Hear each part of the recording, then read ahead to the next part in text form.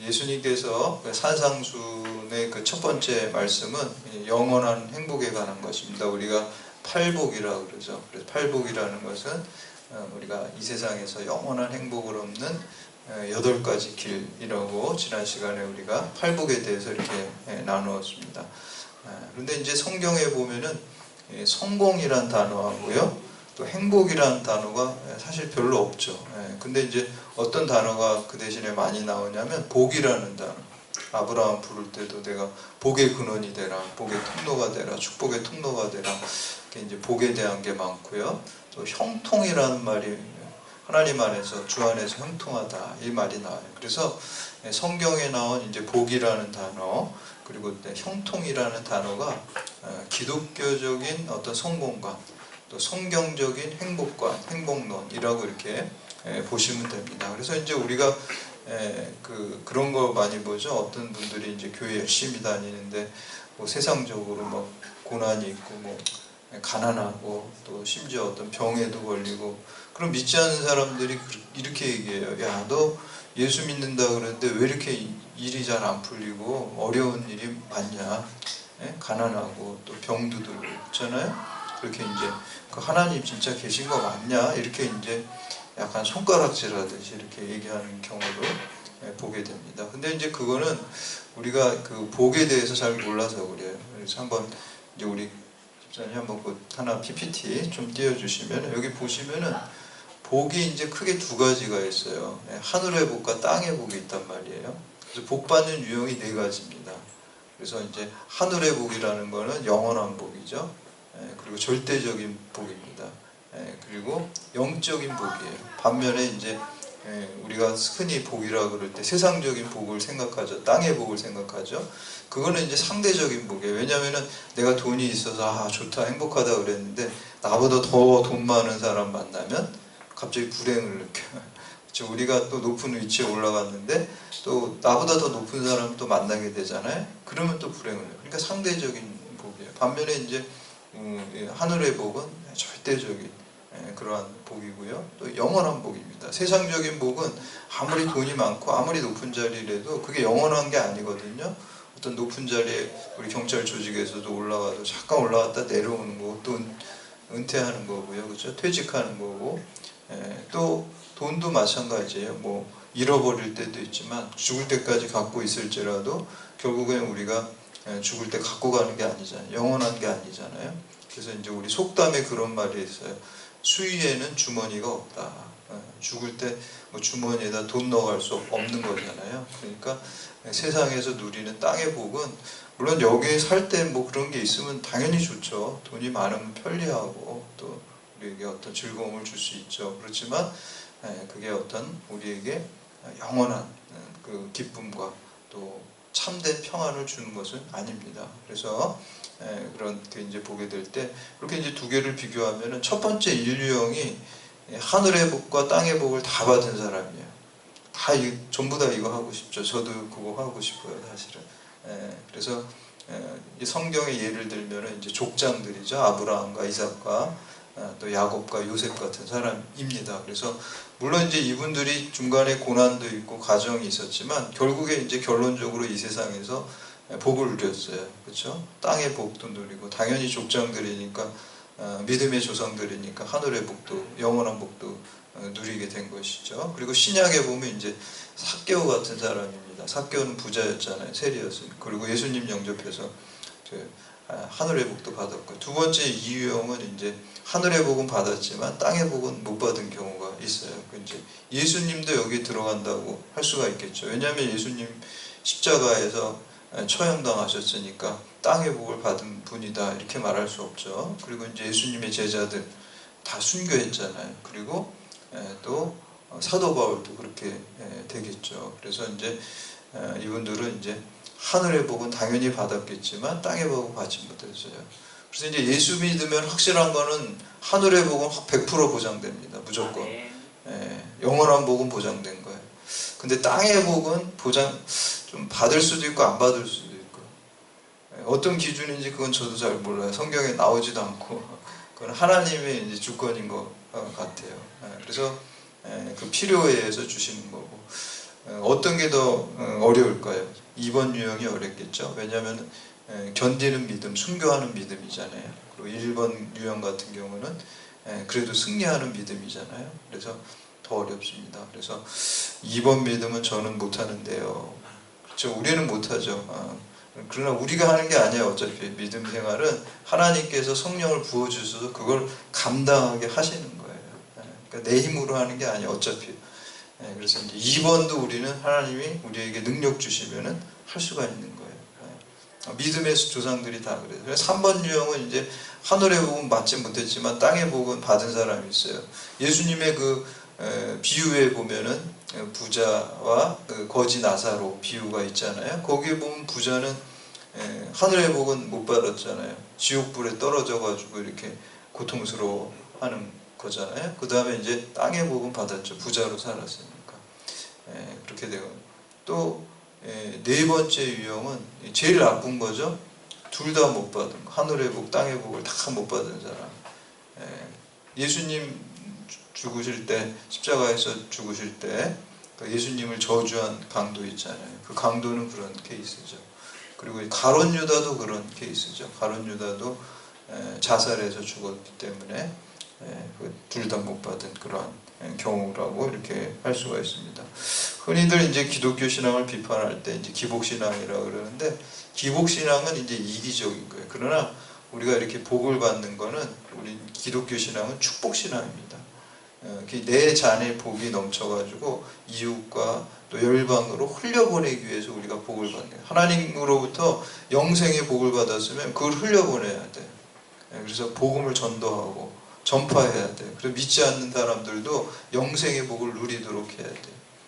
우리가 또 물질의 복을 많이 받으면은 나만 이기적으로 쓰는 게 아니라 선교와 구제를 위해서 쓰고, 또 어려운데 우리가 진짜 돈을 많이 하나님께서 축복하시면은 어려운 곳에 병원도 짓고 학교도 짓고 그런 일들을 위해서 쓰는 거예요. 사실 우리나라가 근대화될 때 그 미국의 선교사들이나 이런 분들이 우리나라에 학교도 세우고 또 물론 병원도 세우고 그렇게 한 거잖아요. 그 먼저 믿은 그 교인들이 선교비 헌금을 하고 후원을 해서 그렇게 이제 한 거예요. 우리도 그렇게 해야 되는 거예요, 사실은. 그렇죠? 그래서 이제 그런 복을 받는데 생명의 통로로 이렇게 또 쓰임 받고 축복의 통로가 돼야 됩니다. 그래서 예수님께서 팔복에 대해서 이제 5장에 처음에 이렇게 산상수훈을 하신 다음에 이렇게 하나님께서 우리를 하나님의 자녀로 보시고 복을 주셨는데, 우리만 복 받지 말고 복을 흘려보내는데 구체적으로 어떻게 해야 되나, 그게 이제 이 세상의 소금과 빛으로 살라라는 거예요. 그러니까 지난 시간에 그 팔복과 이어지는 거예요. 우리가 복받은 존재라는 거예요. 복받은 존재인데 어떻게 살아야 되는지 사명에 대해서 말씀하고 있습니다. 그래서 오늘 이 말씀을 통해서 우리가 이 세상의 소금과 빛으로 살기를 새롭게 그러한 결단하는 시간 되시기를 주님의 이름으로 축원합니다. 첫 번째, 우리 그리스도인은 소금처럼 조미료가 되어야 됩니다. 여러분 이제 조미료 여러 가지 있죠. 소금도 있고 후추도 있고 이렇게 고춧가루도 있고 여러 가지 조미료가 있지만 제일 중요한 게 소금이잖아요. 소금은 아주 그냥 기본입니다. 가장 첫 번째 조미료 하면은 그냥 무조건 소금입니다. 소금이 없으면은 어떤 맛을 낼 수가 없어요. 그리고 우리 이제 교회 이름 이렇게 보면은 광염교회라고 있죠. 광염교회. 광염교회. 그게 그 한자로 한 거잖아요, 옛날에. 빛과 소금교회. 이제 요건 순서를 바꿔. 영광교회도 있어요. 영광. 그치? 학교 이름도 제가 영광여상도 있었던 것 같아요. 요즘에. 그쵸?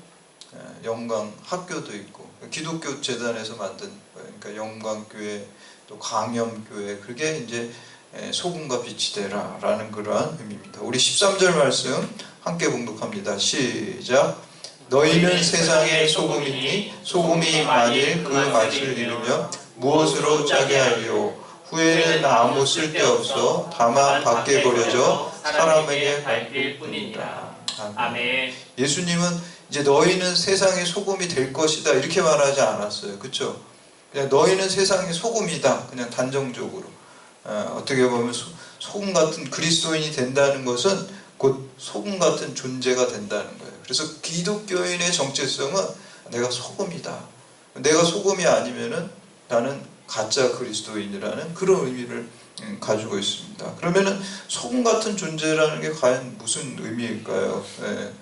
첫 번째 소금은 맛을 내는 거잖아요. 맛을. 근데 그 맛을 낸다는 거는 이 팔복하고 연결이 되는 거예요. 팔복 다음에 바로 이 말이 나오는 게 팔복과 같은 맛을 내라는 거예요. 그게 그 팔복에 보면 우리가 지난 시간에 배운 마음이 가난하고 애통하고 온유하고 의에 줄이고 목마르고 긍휼히 여기고 마음이 청결하고 화평을 주고 의를 위하여 핍박받는 사람이 되라.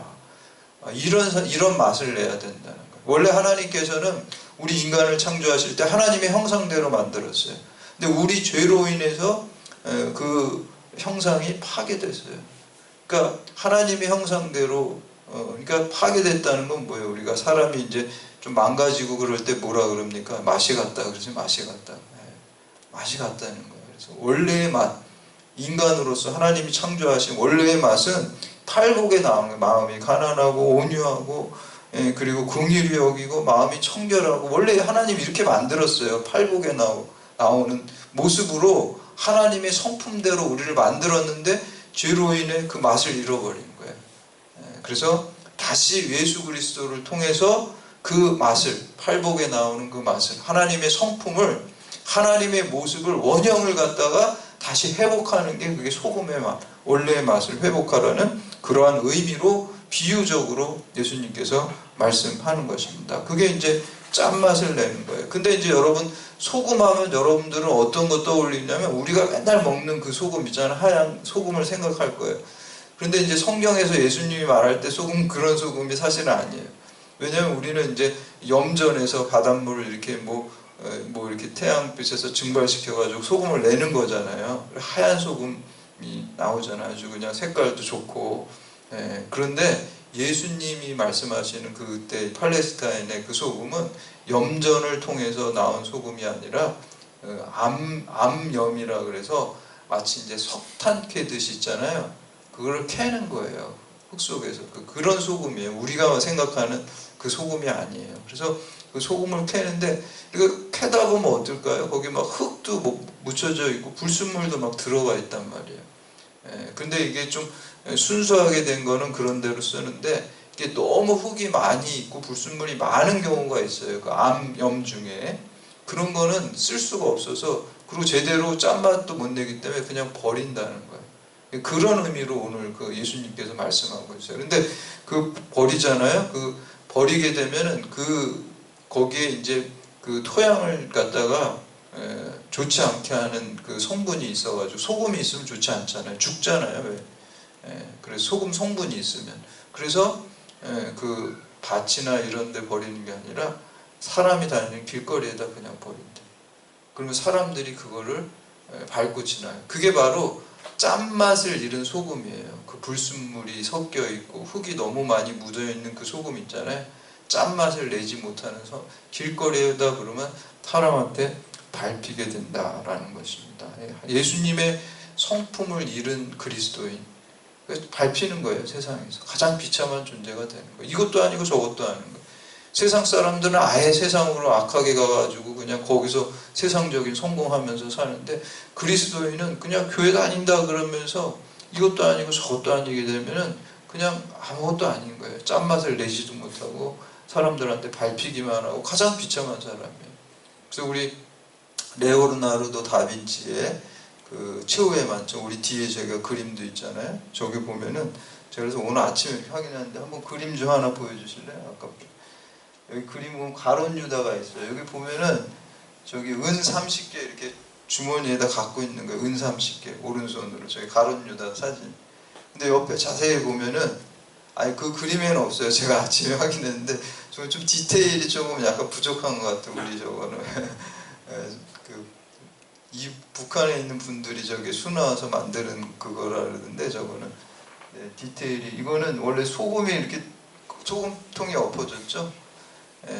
저게 상징적이에요. 왜 소금통이 엎어졌냐면 아까 팔복에만한 그 성품을 그 은 30개 예수님을 배반해서 하나님의 성품을 가론 유다가 그냥 엎어뜨린 거예요. 엎어뜨려서 소금이 이제 땅으로 흘러가면 이제 발핀되는 거예요. 가룟 유다의 인생을 이 소금통 엎어뜨린 거예요. 짠맛을 잃어버리고 짠맛을 다 엎어뜨린 거예요. 그래서 자기가 이 가룟 유다의 마음에 그리고 행동에, 예수님을 배신한 행동에 어떤 짠맛을 잃어버렸음을, 하나님의 성품을 잃어버린 것을 상징적으로 보여주는 것입니다. 우리가 그리스도인은 그 하나님의 형상과 또 이 성품을 잃어버린 이 세상 속에서 다시 이 본래의 맛을 낼 수 있도록 해야 되는 것인 줄 믿습니다. 그래서 이제 그리스도인은 소금처럼 조미료가 돼요. 하나님의 형상을 회복하고 하나님의 성품, 팔복을 회복하는 그러한 사람이 되어야 될 줄로 믿습니다. 아멘. 두 번째는 이 그리스도인은 소금처럼 방부제가 돼야 돼. 썩지 않게 하는 게 방부제잖아요. 옛날에 예수님 당시에는 뭐 냉장고도 없었고요. 그렇죠? 음식을 상하지 않게 보관할 수 있는 냉장고 당연히 없었고, 그리고 방부제도 없었어요. 그러니까 오로지 있는 거는, 음식을 좀 썩지 않도록 할 수 있는 거는 소금밖에 없었어요. 소금에다 절이는 거잖아요. 여러분들 이제 우리가 우리나라에도 뭐 소금에다 절여가지고 음식을 이렇게 오랫동안 보관하자면 생선도 그렇게 하기도 하고요. 또 젓갈류는 다 소금에다가 이렇게 절이는 거죠. 사실 김치도 그런 거예요. 김치도 우리가 오래 먹을 수 있는 게 소금에다 절이고, 그래서 이제 오랫동안 보관하는 것을 볼 수가 있습니다. 그래서 이 세상에 온통 사탄이 공중 권세를 잡아서 부패하고 썩고 거짓과 부정과 불의가 판치는 세상이 됐어요. 여러분, 세상 보면 그렇지 않나요? 악한 사람이 이렇게 잘 되고, 또 선한 사람이 또 억울하게 또 고통받고, 이런 일들은 뭐 비일비재하지 않나요? 요즘뿐만이 아니라 옛날부터 그랬어요. 그렇죠? 그런 일들이 인간 사회는, 인간의 역사에는 항상 그런 일들이 늘 있었어요. 근데 이 가운데 이런 사탄이 공중 권세를 잡고 이 사람들이 부패하고 썩고 그런 시대에 이 그리스도인들은 방부제 역할을 한다는 것은 썩지 않도록 그 역할을 다해야 될 줄로 믿습니다. 아멘. 그게 세상의 소금이 되는 거예요. 세상은 다 썩더라도 우리 그리스도인들은 정직하고 썩지 않도록 몸부림치고, 물론 그게 이제 우리가 생각할 때는 부족할 것 같지만 하나님께서 그런 사람들을 통해서 이 세상을 구원의 역사를 이루어 가실 줄 믿습니다. 그리고 하나님께서 장차 주님께서 오시는 마지막 때에 우리 공의롭게 이 세상을 바르게 세울 줄 믿습니다. 아멘. 우리가 이제 소금을 절인다는 것은 방부제가 되기 위해서는 필수 요소가 있어요. 내 죄악된 자아가 죽어야 돼요. 여러분, 이제 김장할 때 보시면 배추를 처음에 사가지고 소금에 절이잖아요. 그렇죠? 처음에 배추 사면 어때요? 그냥 배추가 빳빳하게 살아있어요. 그러면 양념을 못 넣어요. 거기다 김치 못 만들어요. 그렇죠? 소금에 절여가지고 한 반나절 정도, 이렇게 뭐 하루 정도 이렇게 두면은 숨이 죽는다 그러더라고요. 숨이. 그렇죠? 참 재밌는 표현인 것 같아요. 그냥 죽어야 돼요. 숨이 죽어야 돼요. 우리 죄악된 자아가 그냥 죽어야 돼요. 숨이 죽어야 돼. 그 소금에 절여가지고 하나님 성령의 능력으로 죽어야 돼요. 왜냐면 이게 마가복음 9장 49절에서 50절에 보면 이런 말씀이 나와요. 사람마다 불로써 소금치듯함을 받으리라. 소금은 좋은 것이로되 만일 소금이 그 맛을 잃으면 무엇으로 이를 짜게 하리요. 너희 속에 소금을 두고 서로 화목하라. 사람마다 불로써 소금을 치듯함을 받으리라. 예수님이 이렇게 말씀하셨어요. 이게 헬라의 원어에서 보면은 불 속에서 소금에 절여진다 그래요. 불 속에서. 불소금이에요. 불소금. 왜 불소금일까요? 이게 성령의 불로 죄악된 자아가 불로 태워지는 거예요. 소금으로 절여지는 거예요. 소금으로 배추도 완전히 절여졌을 때 거기에 양념이 들어가고 김치로 이제 만들 수, 내 주장이 없어지는 거예요. 내가 죽어야 돼요. 빳빳하게 살아있으면 안 돼요. 그래서 우리가 하나님 말씀으로 절여져야 됩니다. 하나님 말씀으로 그냥 쫙 절여져야지, 그래야지 내 숨이, 내 죄악된 숨이, 내 빳빳한 배추 같은 게 싹 이렇게 죽어야지, 그래야지 하나님께서 우리를 온전히 방부제로서, 이 세상의 방부제로서 사용해야 될 줄로 믿습니다. 그래서 우리가 하나님의 말씀으로 절여지고 나의 생각과 행동과 삶이 하나님의 능력으로 쫙 절여져야지 이 썩어가는 이 세상 속에서 방부제의 사명을 다할 수 있게 될 줄로 믿습니다. 세 번째, 그리스도인은 생명의 빛, 진리의 빛, 치료의 빛이 되어야 됩니다. 이 소금은 조용히 이렇게 좀 스며들어가면서 변화시키죠. 눈에 막 이렇게 확 아주 그냥 가시적으로 보이는 게 아니잖아요, 소금의 역할은. 근데 반대로 빛은 어때요?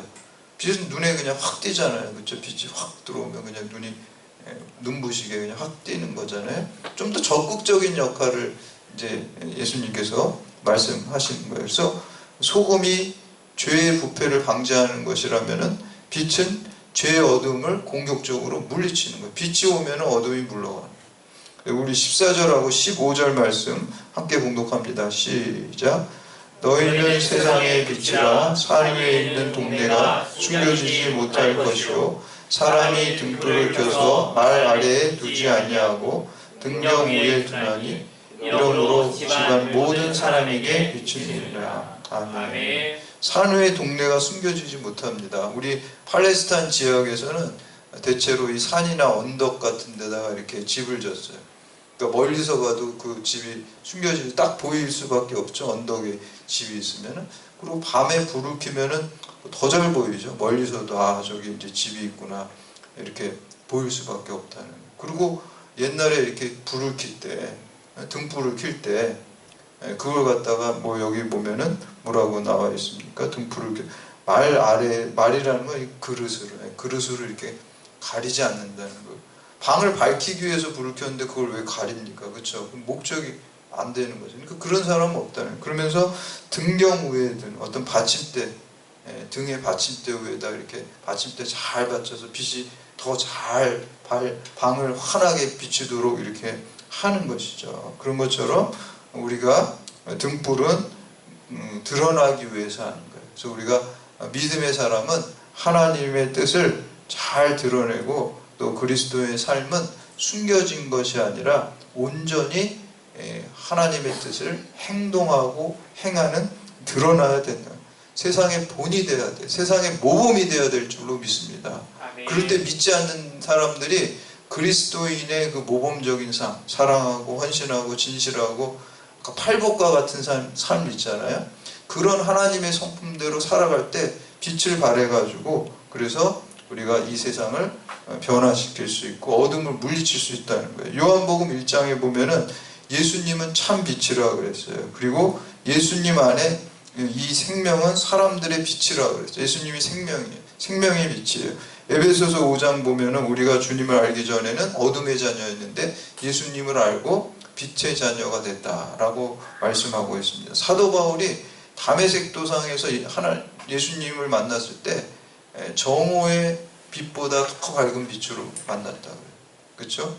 그래서 이 세상의 모든 생명체는 태양빛이 있어야 돼요. 우리 동물이건 사람이건 또 식물이건 이 빛이 있어야 돼요. 태양빛을 받아야지 건강하게 살 수가 있어요. 식물도 광합성을 해야 되고요. 마찬가지로 모든 영혼은 하나님의 빛이 비추어야지 우리가 영적인 생명을, 영원한 생명을 얻을 수 있게 될 줄로 믿습니다. 하나님의 빛이 우리에게 임해야 돼요. 말라기 선지자는요, 내 이름을 경외하는 너희에게는 공의로운 해가 떠올라서 치료하는 광선을 비춘다 그랬어요.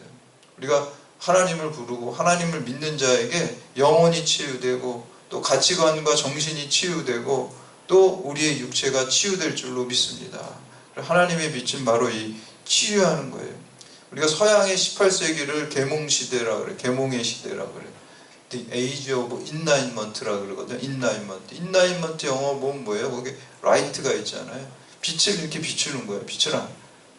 인본주의적인 사실 생각이에요. 왜냐하면 이제 중세는 그냥 암흑시대라 뭐 인본주의 입장에서는 이렇게 얘기를 하잖아요. 그때 이제 인간의 이성의 빛을 이렇게 비췄다. 그래서 이제 계몽주의다. 이렇게 하는데 우리는 그런 빛이 아니라 참빛 대신 예수 그리스도, 진리의 빛 대신 예수 그리스도, 생명의 빛인 예수 그리스도의 빛을 비춰야 될 줄로 믿습니다. 아멘. 그래서 이제 이사야 우리 60장에 보면 이렇게 나오죠. 일어나라 빛을 발하라 이는 내 빛이 이르렀고 여호와의 영광이 내 위에 임하였음이라. 보라 어둠이 땅을 덮을 것이며 캄캄함이 만민을 가리려니와 오직 여호와께서 내 위에 임할 것이며 그의 영광이 내 위에 나타나리니 나라들은 내 빛으로 왕들은 비치는 내 광명으로 나오리라. 우리가 빛의 역할을 하는 것은 주님의 빛을 받아서 반사하는 거예요. 제가 예전에 밤중에 그 평창에 그 어떤 장례식장에 그 조문을 간 적이 있어요. 밤늦게 갔어요. 근데 강원도에 밤에 이렇게 가니까 거기는 가로등도 없고 정말 깜깜해. 칠흑 같은 어둠이 뭔지 알겠어요. 아무것도 안 보여요.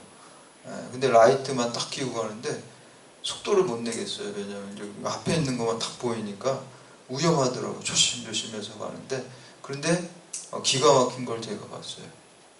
라이트를 딱 켜니까 그 칠흑 같은 어둠 속에 갑자기 그냥 없던 길이 생겨나는 것처럼 쫙 길이 쫙 보이는 거예요. 왜 그러냐면 이 도로 끝에다가 이 바닥에다가 반사체를 이렇게 박아놓은 것 같아요, 보니까. 그래서 이 라이트 빛이 비추니까요, 반사체가 양쪽에 쫙 받아가지고 빛을 반사하는 거예요. 그러니까 없던 길이 제가 시각적으로 쫙 생겨나는 것 같아요, 달려갈 때 라이트를. 이와 마찬가지죠. 우리도 우리 스스로 우리가 빛을 내는 게 아니에요. 예수 그리스도가 참 빛입니다. 우리 태양은 스스로 빛을 발하는 내는 그 발광체잖아요. 달은 스스로 빛을 내는 게 아니에요. 사실은 우리가 달빛을 보는 거는 달에서 빛이 나오는 게 아니라 이 달이 태양을 이렇게 바라보니까 태양이 달에 비춰가지고 반사되는 거예요. 이 마찬가지입니다. 우리가 태양이 우리 주님이시라면은 믿음의 주여 온전케 하시는 주 예수를 우리가 바라볼 때 그 빛을 받아가지고 달과 같이 반사체로서 이 세상에 비추는 역할을 해야 될 줄로 믿습니다. 아멘. 그래서 이게 우리들의 사명입니다. 그래서 우리 16절 말씀 함께 봉독합니다. 시작. 이같이 너희 빛이 사람 앞에 비치게 하여 그들로 너희 착한 행실을 보고 하늘에 계신 너희 아버지께 영광을 돌리게 하라. 아멘. 우리가 주님 바라보고 주님과 같이 삶을 따라가고 팔복에서 나오는 그 하나님의 성품을 따라서 살아갈 때 우리의 행실을 보고 사람들이 예수 그리스도의 빛을 보게 되는 것입니다. 믿지 않는 사람들은 예수님 모르잖아요. 그러나 우리는 알잖아요. 우리를 보고서 주님을 볼 수 있도록 우리가 주님을 닮아가고 주님의 빛을 반사하는 그 사명을 해야 될 줄로 믿습니다. 그럴 때 주님의 그 생명의 빛과 진리의 빛과 치유의 빛이 이 세상 가운데 비추게 될 줄로 믿습니다. 아멘. 여러분 이런 사명을 잘 해야 될 줄로 믿습니다. 근데 소금과 빛의 특징을 이렇게 보니까요, 소금은 자기를 녹여가지고 짠맛을 내기도 하고 방부제 역할을 해요. 자기가 없어지는 거예요. 자기가 녹여져야 돼. 그렇죠? 근데 빛은 어떤 역할을 할까요? 여기서는 등불이거든요. 심지가 태워서 없어져야 돼요. 촛불을 생각해 보세요. 초는 자기를 태워서 자기가 없어져야지 그 역할을 밝힐 수가 있는 거예요. 오늘 아까 우리 그 찬양할 때 미랄이라는 찬양 있잖아요. 미랄. 하나의 미랄이 내가 썩어져 죽어야지만 많은 열매를 맺을 수 있는 것과 똑같습니다. 소금도요, 자기가 녹아져 없어져야 되고요, 등불도 자기의 심지가 태워서 없어져야죠. 내가 없어져야지 소금과 빛의 역할을 다 할 줄 믿습니다. 그럴 때 여러분들에게 하늘의 영원한 축복이 임하게 될 줄로 믿습니다. 아멘. 그래서 여러분 이러한 소금과 빛의 사명을 잘 감당하고 또 하나님의 영광을 드러내는 그러한 여러분들 다 되시기를 주님의 이름으로 축원합니다. 이제